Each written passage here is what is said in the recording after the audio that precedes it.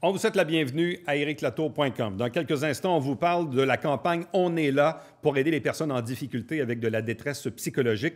Mais d'abord, comment s'en sortent les entreprises avec la COVID-19? On en discute avec le nouveau président de NextDev, Développement économique au Richelieu.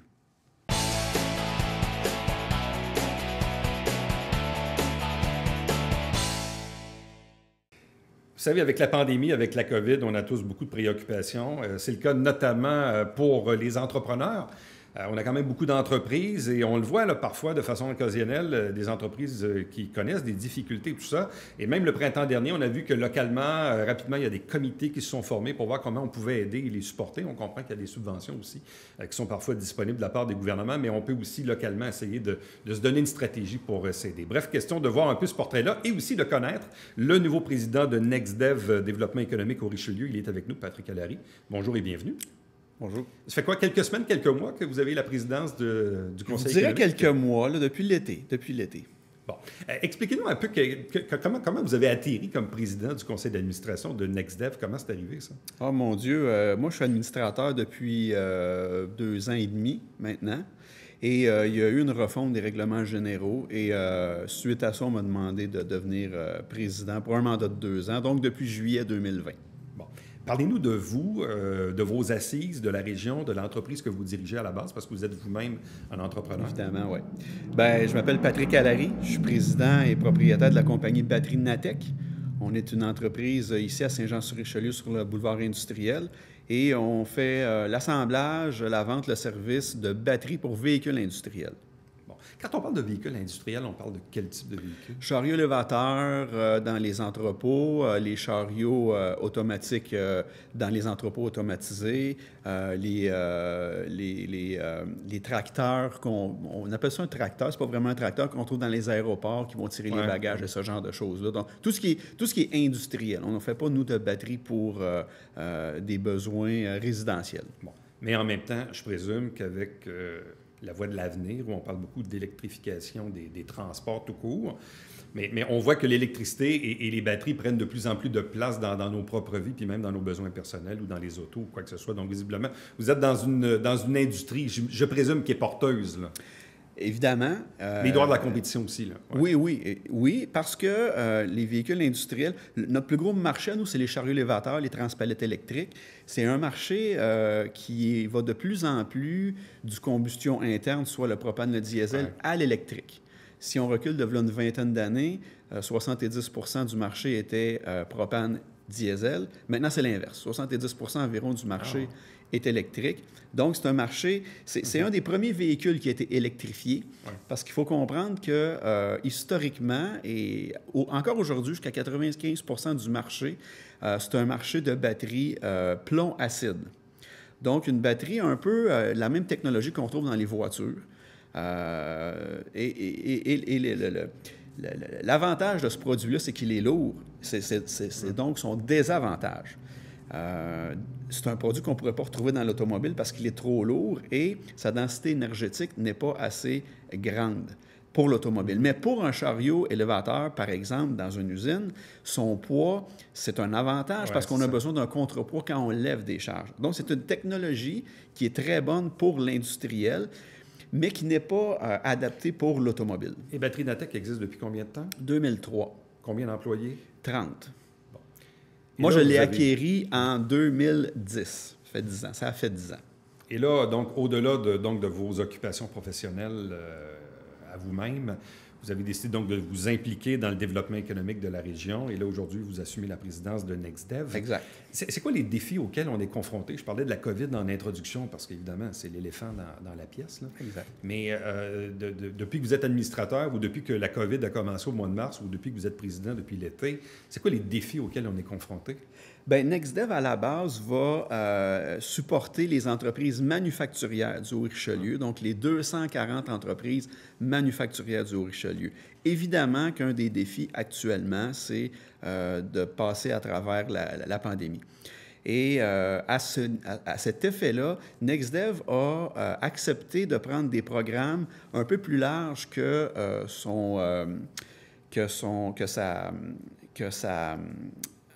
sa clientèle cible normale, la MRC nous a demandé de gérer les programmes d'aide pour toutes les entreprises. Que ce soit, puis là, présentement, on parle beaucoup des restaurants, des bars. Donc, on gère des programmes, on gère un programme d'aide pour les bars et les restaurants. Ça tombe dans votre cours aussi. Ça a tombé dans notre cours parce que la MRC nous a demandé de le faire. En fait, quand le gouvernement a lancé ces programmes, elle a demandé au MRC de les gérer et la MRC au Richelieu a demandé à NextDev de le faire. Donc, en plus des mandats que je dirais standards, bien, on gère aussi ces programmes-là. Bon. Des programmes, en tout cas, moi, l'impression que j'ai, c'est qu'il y en a beaucoup. Même à la limite, c'est peut-être même un peu compliqué là, de s'y retrouver. Est-ce que j'y ai droit, j'y ai-tu pas droit, bon, etc. Ça, à la base, il y a un travail de vulgarisation à faire, mais est-ce qu'on a les bons programmes? Vous parlez, vous, avec probablement des collègues de ces 240 industries dans le coin, là. Est-ce qu'on a des entreprises à risque? Est-ce qu'il y a des programmes qui sont bons? Est-ce qu'il y a des programmes qui devraient être bonifiés ou modifiés? Je vous dirais qu'à la base, les entreprises manufacturières s'en sortent de façon générale bien parce qu'elles ne sont pas fermées. Présentement, où il y a plus de difficultés, ça va être au niveau des commerces, au niveau des restaurants, au niveau des bars, où est-ce que le gouvernement a demandé les fermetures. Donc, il y a des programmes qui ont été mis en place, qui ont terminé. Il y a des nouveaux programmes. Là, je n'ai pas les acronymes parce qu'il y en a tellement. Mais sur le site web de NextDev, il y a beaucoup d'informations par rapport à ça. Et il y a aussi des gens chez NextDev qui s'occupent de ces programmes-là. Donc, en gros, comment ça fonctionne, c'est que les gens font une demande de subvention. Il y a une analyse rapide du dossier et les subventions viennent aussi assez rapidement. Ce qu'il faut comprendre, c'est que les argents des premiers programmes étaient des prêts qui étaient qualifiés par la MRC. Donc, il fallait quand même faire des analyses pour que la MRC puisse reprendre son argent. Les nouveaux programmes, il y a une grande place aux subventions, donc des programmes non remboursables. Il faut quand même faire une analyse des besoins parce que ce que le gouvernement nous demande, c'est d'aider des entreprises qui en ont besoin. Des entreprises qui étaient déjà en difficulté, ben ça pourrait être difficile de les aider parce que les programmes sont faits pour aider aux gens à passer au travail. Bon, mais de ce que je retiens quand même, c'est que dans le volet manufacturier, pas tant d'impact parce que les entreprises n'ont pas fermé. Exact. Peut-être qu'on s'est complexifié la vie, bon, avec les plexiglas et les désinfectants, puis les protocoles sanitaires ou le télétravail pour le personnel administratif, mais en gros, pas eu trop d'impact. Je dis pas que ça a été facile. Non, ça c'est sûr. Beaucoup d'entreprises ont revu leur modèle d'affaires. On a des entreprises ici à Saint-Jean comme Cambly, comme Entreprise Finie dans le coin de la Colle, qui font des nouveaux produits depuis le début de la pandémie. Des masques pour un, des bornes de désinfection pour l'autre. Donc, je ne dis pas que c'est facile, mais au moins, il y a un marché. Les entreprises continuent à être ouvertes. Et il y a toute la gestion du personnel, toute la gestion des mesures sanitaires, les plexiglas, le lavage des mains, le fait que les entreprises doivent, entre les quarts de travail, les employés, on essaie qu'ils se croisent le moins possible. Donc, il y a beaucoup de défis, mais on a des entrepreneurs qui sont exceptionnels dans le Richelieu et ils s'en sortent majoritairement du temps assez bien. Quand ils ont plus de difficultés, NextDev est là pour les aider. On a les programmes pour ça. On est comme en gestion de risque. Puis évidemment, je peux comprendre pour une industrie qui a, je ne sais pas moi, 30, 50, 100 employés. Évidemment, on ne veut pas que la COVID rentre dans le building, avec tout ce que ça implique, d'être obligé de fermer des quarts de travail ou je ne sais trop. Bref, c'est comme un ennemi qu'on ne veut pas voir rentrer chez nous, là. On veut pas que l'ennemi rentre dans la bulle. Ouais. Et donc, pour ça, bien, il faut prendre les mesures. Et je dirais que les mesures sanitaires demandées par le gouvernement, si elles sont suivies, je pense que ça amène une sécurité et ça amène les règles nécessaires pour essayer de gérer le risque. Le risque zéro n'existe pas, mais quand même, si on les met en application, on diminue grandement le risque d'infection des employés. Là, au moment d'enregistrer l'entrevue, on est encore en zone rouge, donc forcément les restaurants, les gyms, bon, on connaît ça, mais on comprend que le gouvernement veut maintenir les écoles ouvertes, veut préserver le réseau de la santé et garder un minimum d'économie, disons, vitale. En gros, je résume, mais c'est à peu près ça. On n'a pas de boule de cristal, mais quand vous regardez ça aller sur la vitalité économique de la région, on comprend que le manufacturier est peut-être un peu moins touché, mais il n'en reste pas moins que l'économie en général est quand même affectée par la COVID en ce moment. Nous, comme région, comment on se positionne, comment on travaille ensemble. Avez-vous encore des comités avec d'autres institutions de la région pour essayer de voir qu'est-ce qu'on peut faire pour aider notre monde localement? Bien, c'est certain qu'on part d'un taux de chômage historiquement bas là, avant la COVID. Là. On était sur 10 années, même 10-12 années de prospérité économique avec un taux de chômage frôlant les 4 %, ce qui est très bas. Là, le taux de chômage est remonté au Québec à 7,5 %. Donc, c'est une grosse augmentation en peu de temps. Ce qu'on fait au niveau du développement économique, c'est qu'il y a un programme, bon, j'ai parlé des programmes de financement tantôt, mais il y a un programme de relance économique avec NextDev, avec la Chambre de commerce et d'industrie du Haut-Richelieu. Et ces gens-là sont encore là, ce comité-là existe encore pour voir les opportunités et aider les gens. Mais ce qui est important, c'est que les gens qui ont besoin de cette aide-là, ils doivent le demander. Oui, mais c'est un peu ça le message, parce que parfois, soit qu'on oublie que ça existe, ou soit par orgueil, on ne veut pas le faire, ou je ne sais trop, mais bref, dans le fond, le message que vous passez, c'est si vous connaissez des difficultés ou si vous avez des idées particulières, il ne faut pas hésiter à contacter, comme vous dites, la Chambre de commerce, la Ville, le Centre d'aide aux entreprises, NextDev, Développement économique. Donc, il faut appeler à l'aide ou appeler ses députés ou je ne sais trop, mais il faut signifier qu'on a besoin d'aide. Il faut signifier qu'on a besoin d'aide et ce qu'il faut comprendre, par contre, c'est que l'aide n'est pas universelle et ouverte. Il faut respecter malheureusement certains critères, mais on essaie de faire l'analyse de ces dossiers-là de façon la plus rapide possible pour aider les gens le plus rapidement possible. Et je vous dirais que je crois que le Haut-Richelieu, toute industrie ou tout commerce confondu, s'en sort assez bien parce que on a en proportion peu de demandes comparativement à d'autres régions. Donc, la bonne nouvelle, c'est qu'il reste des fonds disponibles et il faut le demander par contre. Personne ne va cogner à votre porte pour vous l'offrir, mais si vous avez besoin d'aide, on est là pour l'analyser. Patrick Allary, président de NextDev Développement économique au Richelieu, merci beaucoup. Puis bonne chance évidemment pour la suite. Merci. Reste avec nous. Au retour, on poursuit encore sur la thématique de la COVID, mais plus du volet de la santé mentale avec la campagne dédiée aux personnes en difficulté qu'on appelle « On est là ».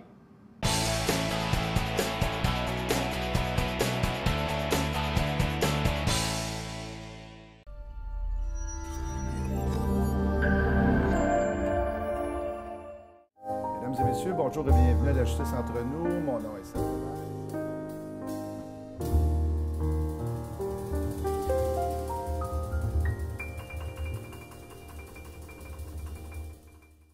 Salut, ici Alexandre Baudouin. Et Joe Biden. Et oui, c'est vrai, peut-être que tu es le nouveau président. Parle-nous un peu, Joe, de l'émission de cette semaine. Jean-François Mius de Bauer et Joey Savoie, notre golfeur et athlète de l'année dans le Haut-Richelieu. Manquez pas ça.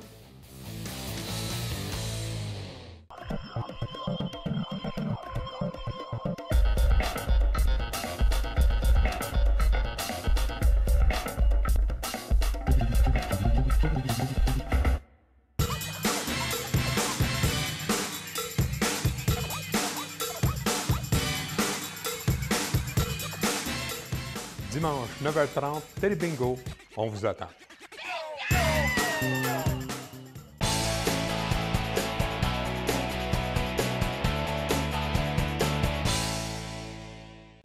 On est là, c'est une campagne dédiée aux personnes en difficulté. On comprend tous, évidemment, le contexte de la COVID des derniers mois, avec forcément, oui, ses impacts au niveau de la santé mentale. Entre autres, oui, on le voit avec la deuxième vague, où parfois, dans certains cas, ça peut être un peu plus difficile, c'est plus long.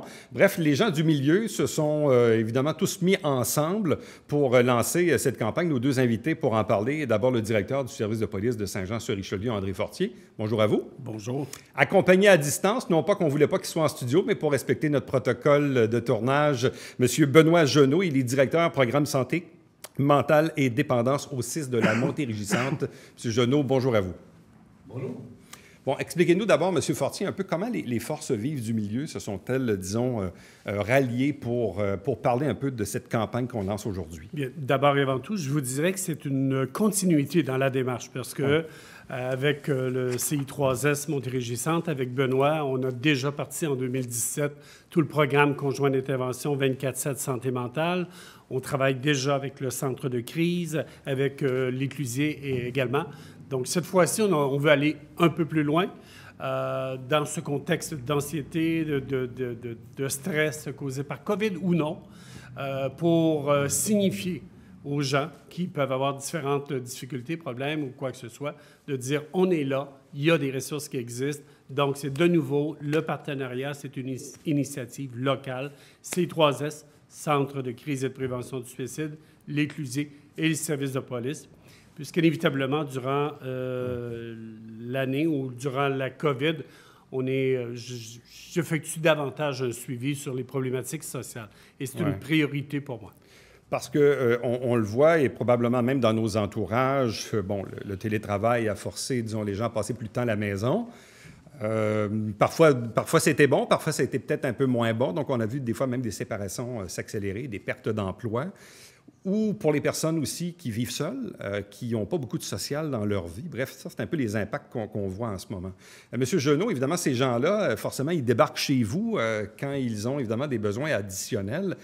Sentez-vous donc que c'était important de lancer cette campagne-là aujourd'hui? Bien, c'était nécessaire et j'ajouterais à ce que mon collaborateur André vient de vous expliquer. C'était le temps de faire quelque chose. On a eu une première vague dans laquelle on a été préoccupé par l'état de santé mentale de la population. Heureusement, une accalmie est venue pendant l'été. On a repris un peu notre souffle. Une deuxième vague apparaît. Les semaines passent. On a encore des mesures de confinement. Et là, ce qu'on voit, c'est qu'il y a un impact important sur la santé mentale et le mieux-être de la population. Perte d'emploi, tension familiale, tension conjugale, sentiment d'être inutile. Tout ça amène un taux de détresse qui est très important chez la population. Et ça ne se traduit pas nécessairement par une augmentation des demandes de services. Oui, il y en a, mais c'est surtout par un taux de détresse beaucoup plus élevé que lorsque les gens prennent le téléphone et franchissent le pas pour nous appeler. Et c'est ce qui est le plus important pour nous aujourd'hui d'adresser. C'est que, les amis, quand on vit une situation de détresse psychologique, des conseils d'usage s'appliquent. Bon, on doit avoir une hygiène de vie, c'est-à-dire on doit être plus actif, réduire notre consommation d'alcool, bien manger, prendre soin de soi, prendre soin de son entourage, communiquer. Oui, communiquer avec les moyens qu'on a, le téléphone, le Skype ou FaceTime, peu importe. Mais l'important, c'est de rester en contact avec les gens, mais quand ça ne fonctionne pas, ce qu'on veut dire à la population, c'est qu'on est là, on est disponible, on tend la main, et puis les gens doivent vous appeler. Et c'est l'objet de la campagne qu'on a décidé de lancer ensemble. Bon, et d'ailleurs, je voyais pas plus tard que dimanche soir, à Tout le monde en parle, où on abordait le sujet de la santé mentale. On sait que le gouvernement aussi a rajouté des sous là-dedans. Mais souvent, ce qui est frappant, puis peut-être plus dans les grandes villes, je ne sais pas si c'est le cas à Saint-Jean, mais on dit que dans certaines villes, les appels aux policiers, des fois, ça peut jouer jusqu'à quoi? 70% des appels qui sont en lien de près ou de loin avec des problématiques liées à la santé mentale. Donc, les appels rentrent chez vous, M. Fortier. Les appels entrent chez nous au 911 et même si on est quand même la 11e plus grande ville, et je vous confirme que les problématiques de santé mentale sont là. Par année, on a même plus de 1200 interventions, 1200 appels où on doit intervenir directement, où les gens ont une problématique, sont confrontés à une problématique de santé mentale. Donc, c'est bel et bien présent chez nous, également. Mais l'idée, dans le fond, c'est de poser un geste avant d'appeler la police, de poser un geste avant de peut-être atterrir dans le bureau de son médecin ou dans le réseau de la santé. Et c'est pour ça qu'en bas d'écran, on a mis une série de numéros de téléphone. Bon, il y a le 1-866-APPEL, oui, qui est la ligne contre le suicide qu'on connaît tous exact. Au Québec, ou sinon le numéro local du Centre de crise et de prévention du suicide du Richelieu-Rouville, qui est le 348-6300. Mais comme vous l'avez fait mention aussi, il y a aussi l'Éclusier du Richelieu qui vient surtout en aide aux gens de l'entourage de la personne qui vit de la santé, un problème de santé mentale, parce qu'en même temps, on le sait que parfois, pour les gens de l'entourage, on dit, bon, qu'est-ce que je fais? Est-ce que je peux aider? Moi-même, je ne sais pas comment composer avec ça. Bon, l'Éclusier du Richelieu est là pour les aider. Le réseau avant de craquer, avec le 1-855 craqué, et aussi la ligne InfoSocial 811 dont parlait le ministre Carman dimanche soir à Tout le monde en parle. Donc, M. Genot, la ligne 811, quelqu'un qui fait 811, il se passe quoi au juste? Oui, le 811, c'est la ligne InfoSocial, 24 heures sur 24, 7 jours sur 7. Vous savez, on aurait pu décliner une longue liste de ressources et de numéros de téléphone disponibles à la population. On a fait un choix. Le choix d'identifier les principales portes d'entrée. Et le 811, InfoSocial, c'est l'une des principales portes d'entrée aux services sociaux dans le réseau de la santé et des services sociaux. Quand vous appelez, un intervenant social va vous répondre, peu importe l'heure du jour ou de la nuit. Vous allez exposer vos difficultés, vos besoins, et l'intervenant va vous diriger là où on va pouvoir répondre à vos besoins. Et généralement, ça peut se traduire là, par une référence au CLSC pour être, rencontrer un psychologue, un travailleur social ou un autre professionnel de la santé mentale, vous accompagner dans la réponse à vos besoins. Complémentaires, c'est-à-dire le service de police, le réseau de la santé ou les organismes qu'on a nommés tantôt. C'est pour ça que c'est important de travailler ensemble. M. Fortier? Tout à fait, tout à fait. Et c'est là, c'est l'élément gagnant, c'est de travailler ensemble et peu importe la porte d'entrée, que ce soit par le service de police, que ce soit par le centre de crise, l'objectif, lorsque quelqu'un a besoin, lorsque quelqu'un a de l'anxiété, lorsqu'il est en détresse psychologique ou autre, ou lorsqu'il a même des idées noires ou ces choses-là, c'est d'être là pour lui, pour répondre aux besoins, de l'écouter, ventiler, et ensemble, au niveau des organismes, d'intervenir pour lui venir en aide. Venir en aide à ces gens-là qui souffrent, qui trop souvent souffrent dans le silence. Et la campagne s'adresse aux gens directement visés, mais à l'entourage, tel que vous l'avez si bien mentionné. C'est la raison pour laquelle on a l'Éclusée qui se spécialise à ce niveau-là. Parce que souvent, l'entourage, lorsque quelqu'un, un membre de la famille ou un ami a une problématique de santé mentale, est complètement dépourvu, là, ne sait pas comment agir et quoi que ce soit. Donc, la campagne, on est là. Alors, pour vous, alors donc, d'appeler, d'aller chercher de l'aide au moment opportun. Bon, on parle beaucoup, donc, de briser l'isolement. Oui. Parce que, bon, on peut être seul et effectivement souffrir un peu de solitude puis de ruminer des vieilles pensées, mais on peut aussi habiter avec d'autres personnes puis être isolé dans notre problème. Donc, M. Genot, j'aimerais vous entendre un peu là-dessus parce que quelqu'un qui vit une problématique de santé mentale, parfois, malheureusement, il a tendance à s'isoler lui-même et c'est là que c'est pas facile de briser l'isolement. Oui.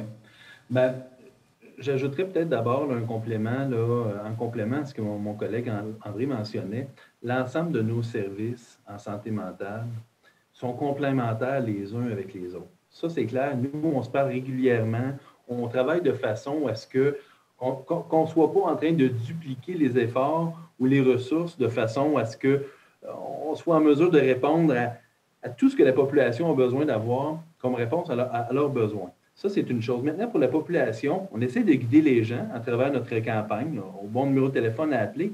Mais si les gens se trompent, là, nous, on se connaît assez bien entre nous et on connaît assez bien les services de l'un et l'autre pour bien diriger les gens. Alors ça, c'est très, très important. Quand on se retrouve en avant 3 numéros de téléphone, on n'a pas besoin de réfléchir pendant 1 heure à savoir lequel je devrais appeler. Peu importe où j'appelle, on va déjà être bien orienté, ça, c'est certain. Maintenant, pour répondre à votre question, comment briser l'isolement? En ce moment, je pense que c'est le nerf de la guerre. C'est-à-dire que quelqu'un qui éprouve des problèmes de santé mentale ou quelqu'un qui est déjà dans une situation de vulnérabilité va vivre le confinement peut-être plus difficilement que quelqu'un qui est actif sur le marché du travail ou à l'école, qui a des contacts réguliers. Alors, c'est surtout les gens qui sont dans une situation de vulnérabilité en ce moment qui devraient faire l'objet d'une plus grande attention. Donc, ce qu'on dit aux gens, justement, à travers les ressources comme l'Éclusier, quand vous avez des proches, des gens autour de vous qui ont des problèmes de santé mentale ou qui ne vont pas bien, si ces gens-là refusent d'aller chercher de l'aide ou ne le reconnaissent pas ou ne sont pas prêts à aller chercher de l'aide, allez chercher conseil auprès de l'Éclusier pour être capable d'être bien accompagné dans qu'est-ce que je peux faire minimalement pour aider et pour accompagner quelqu'un qui se trouve dans une situation de vulnérabilité peut-être plus importante que celle que moi je vis. On dit souvent que les policiers sont bien formés, mais en même temps, aujourd'hui, ils sont confrontés à de la détresse, à des problématiques particulières. Comment on accompagne ou on essaie de maximiser, disons, la formation auprès de vos policiers qui sont sur le terrain directement? Bien. D'abord et avant tout, dès l'École nationale de police du Québec, il y a de la formation qui se donne aux aspirants policiers. Et par la suite, au cours des dernières années, je vous dirais depuis les quelques dernières années, l'École nationale a vraiment mis l'accent pour déployer des formations pour supporter davantage les policiers. Il y a la formation de l'École nationale, mais il y a la formation et l'entraide avec nos partenaires. C'est extrêmement... La formation est une chose, mais le contact, comme on disait, le partenariat est extrêmement important, la connaissance de l'un et de l'autre et les références. Alors donc, moi, on a parti le programme 24/7, santé mentale en septembre 2017. Le centre de crise est venu donner de la formation aux policiers. On a repris la formation avec plus d'ampleur, avec un volet bien spécifique en termes de droit. C'est la même chose avec l'éclusé, vient s'adresser aux policiers. J'ai des partenaires du CI3S qui viennent. Alors, le lien, le maillage, la compréhension est extrêmement importante et la communication. Et moi-même, j'échange de l'information avec mes collègues et on a même un comité bien spécifique là, sur la prévention notamment. Là. Et M. Genot, pour s'assurer qu'on n'échappe pas personne dans les mailles du filet, quelqu'un qui a vraiment besoin de soins de santé, on comprend qu'il y a des listes d'attente, on comprend que le système de soins actuellement est surchargé, entre autres avec la COVID, mais dites-moi, est-ce qu'on est capable rapidement, pour un patient, à ce qu'il puisse rencontrer un professionnel de la santé ou ultimement un psychiatre pour essayer de l'accompagner dans tout ça? Oui. Évidemment, toutes les demandes urgentes sont adressées de façon immédiate. On a des délais d'accès pour certains services lorsque la priorité est moins importante, mais dans le contexte actuel de la COVID, on a organisé nos services de façon à être le plus réactif possible. C'est-à-dire que, bon, pour respecter les mesures de distanciation, on préconise des rencontres par Zoom Santé, qu'on appelle. Hein. C'est une plateforme qui ressemble, pour les gens qui ne connaissent pas Zoom, là, qui ressemble davantage à FaceTime ou Skype. Alors, on peut se voir, se parler, échanger. On peut le faire par téléphone aussi. Quand c'est urgent et essentiel, on va se rencontrer également en personne, mais on a mis en place des groupes d'auto-soins, on a mis en place des nouveaux groupes. Et puis, on a également un intervenant de référence pour faire le suivi des gens qui sont en liste d'attente pour s'assurer qu'on n'oublie personne là, sur nos listes d'attente puis qu'on soit capable d'offrir une réponse rapide. Les numéros, ils sont à l'écran. Donc, on est là. C'est cette campagne dédiée aux personnes en difficulté. Vous vivez de la détresse ou quelqu'un de votre entourage. Il y a plusieurs ressources qui sont disponibles. Vous voyez les numéros 1-866-APPEL ou la ligne locale pour la prévention du suicide qui est le 348-6300. Il y a l'éclusier du Richelieu aussi pour l'entourage. 1-855-CRAQUER ou l'info sociale, la ligne 811. Donc, à vous deux, merci beaucoup. Puis, bonne continuation. Merci. Merci beaucoup. Restez avec nous. Au retour, le mot de la fin.